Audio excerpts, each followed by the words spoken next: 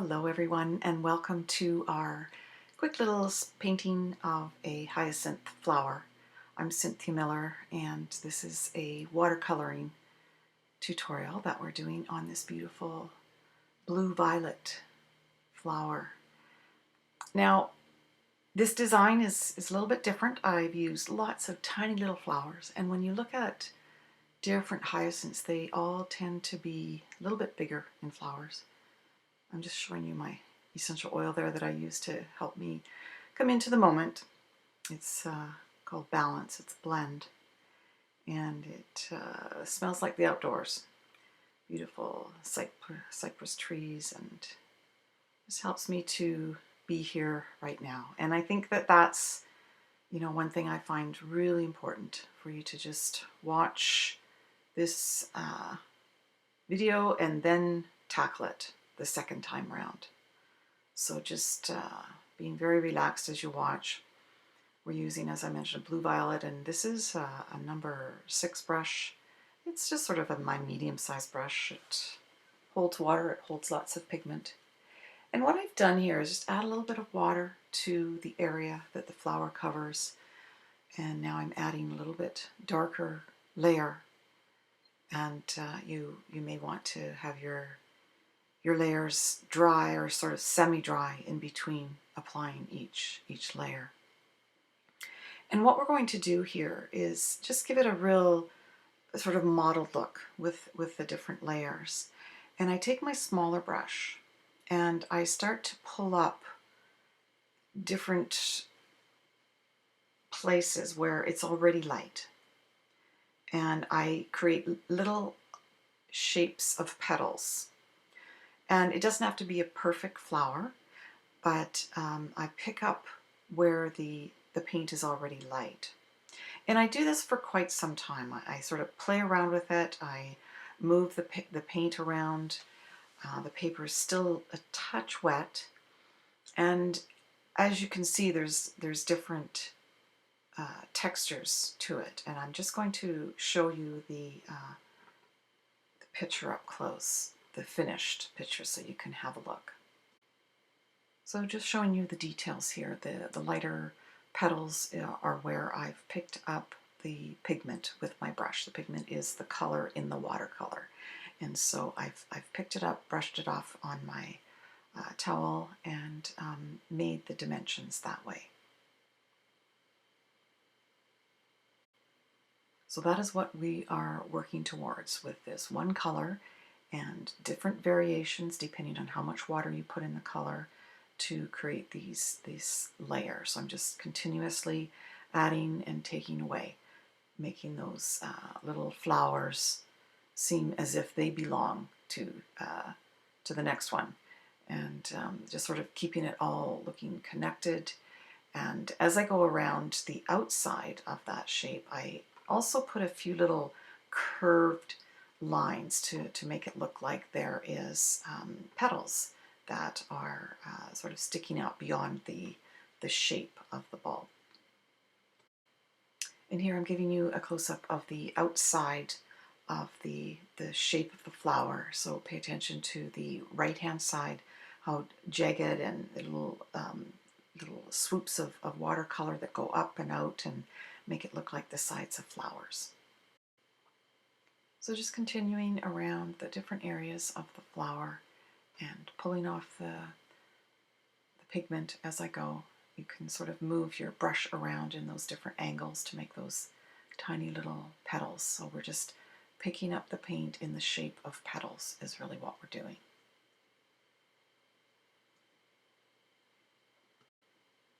So we've got about 3, maybe 4 layers on now. We started with a very light brush of water, and then a very light color of the blue violet, and continued to add a few layers here and there. And this is sort of where we get to be creative, is through these manipulations of the water and the color. I'm just putting on the different layers. I'm starting to put on the darker layer here. And I mean, the only way that you can get it darker is to add less water. I mean, You could add gray to it, but then it would change the brightness of it. That would really make it quite dark. I think we want to keep the colors of the flowers bright and just have those opposites, the light and the dark.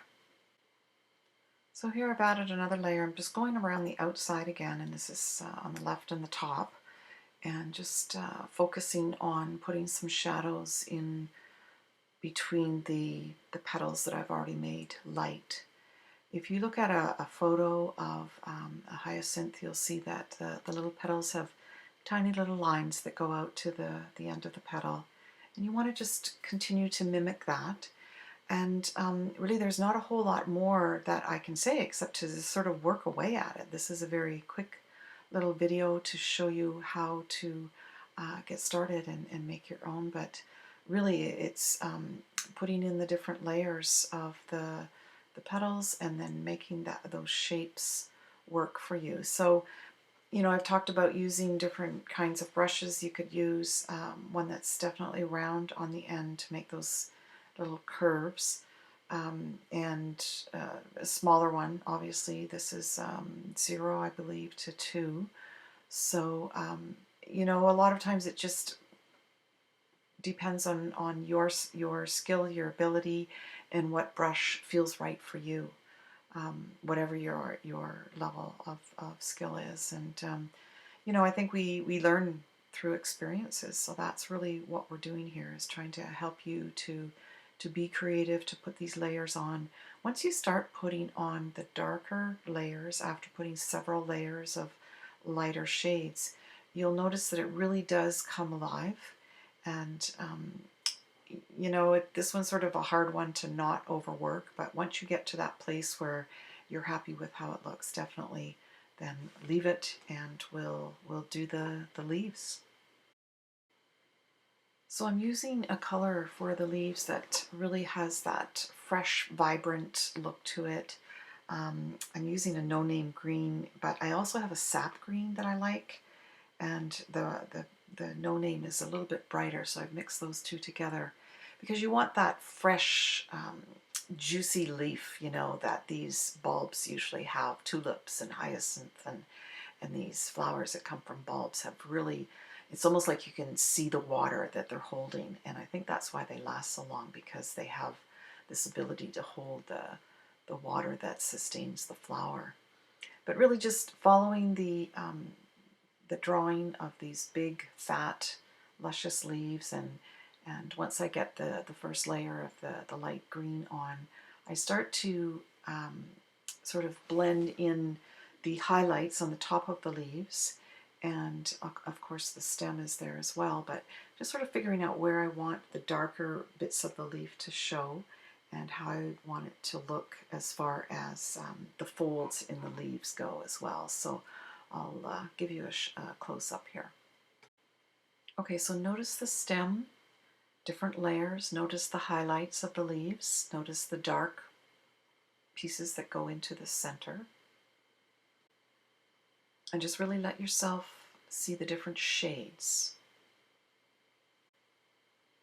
So my brush strokes always are up and down, never cross on these leaves. And I'm adding more pigment at the bottom and working that up. I want it to blend. The dark parts of it will be at the bottom, and the highlights will be at the upper part of the leaves. And so just continuing to work on the different shades and making that come together. And have a look at the stem again. Just the same picture given to you again to really see the details of the highlights and the dark strokes. So just finishing up the leaves. There's no sprinkles to this one. There's no fancy background. In fact, I think that the colors stand out really nice with just the white paper in the background. And sometimes that's how, you know, these botanical drawings are done. So just think of this as a botanical drawing. So I hope you've enjoyed that. I really loved the method of doing this, and I think that maybe one day I'll try something like this with the flowers a little bigger. I've got lilacs on the way now, so we'll see what that looks like. Okay, make sure you join our paint circles. Link is included. Take care.